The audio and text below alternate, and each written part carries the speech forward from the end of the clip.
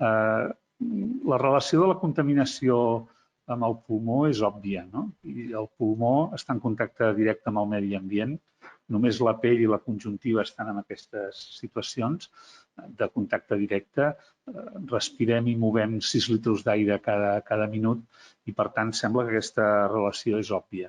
Jo no podré dir gaires més coses de les que ha dit el doctor Agustí, però voldria enfatitzar tres aspectes. Un és la relació directa entre el pulmó i la contaminació.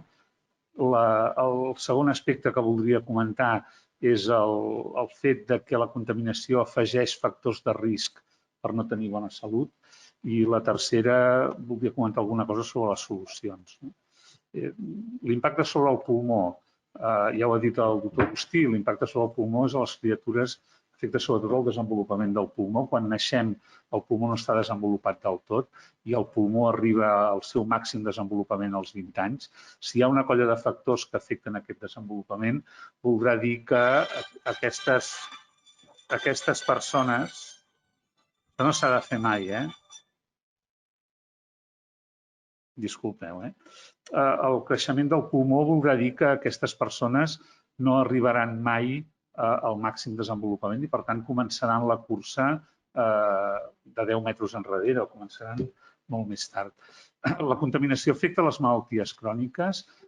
Hi ha bastantes evidències que suggereixen que l'impacte de la contaminació, els pics de contaminació, anuncien descompensacions al cap de 2 o 4 dies de que s'han produït aquests pics de contaminació i, per tant, tenim una evidència molt directa amb això. Això té impacte en el consum de recursos, això té impacte en els ingressos dels pacients i té impacte en la mortalitat. I el tercer aspecte relacionat amb les malalties respiratòries, està clar que la contaminació té relació, les partícules tenen relació amb el càncer de pulmó. Jo crec que no es necessiten gaires arguments per veure que la contaminació afecta el pulmó, però voldria fer un èmfasi especial amb la contaminació com a factor de risc afegit. El factor de risc més important per tenir mala salut és la pobresa, però si nosaltres hi anem afegint factors de risc, aquesta possibilitat de mala salut s'incrementa. Ja és ben conegut l'aforisme que a Barcelona i a moltes ciutats 5 parades de metro representen 5 anys menys d'expectativa de vida, és a dir, néixer a les Corts o néixer al Raval són 5 anys menys d'expectativa de vida, però és que la contaminació, encara que algú diu que afecta la ciutat, no afecta homogèniament a la ciutat. Hi ha zones de la ciutat més afectades que altres. Quin impacte té això? Bé, d'una manera indirecta, per exemple, nosaltres, a Barcelona Esquerra, a la part esquerra de Barcelona, hem vist que la taxa de pacients amb oxigen a casa és el doble a la zona franca que a Sarrià. I, per tant, l'acumulació de factors de risc segur que té impacte sobre la salut de les persones. I la solució? Home, la solució no és màgica, no? És a dir, que nosaltres, quan abordem des del punt de vista de les malalties respiratòries el tema de la contaminació de l'aire, entenem que no s'hauria de posar o de situar al marge de la catàstrofe ecològica global. Això forma part d'un dels elements d'aquesta situació en la qual ens veiem aquí abocats, de la crisi climàtica, o com li vulgueu dir.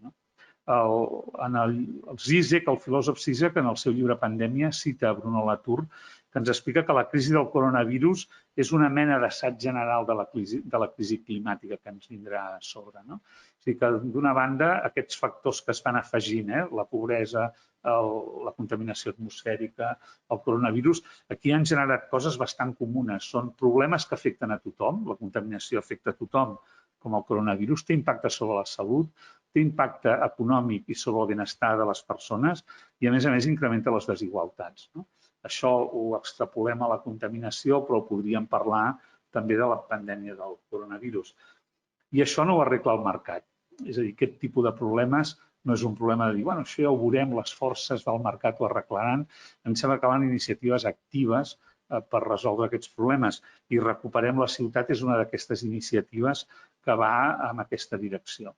El que tampoc hauríem de pretendre és que la solució d'un problema complex la tenen els especialistes o els experts. els problemes complexes no els arregla una persona especialitzada en resoldre complexitat.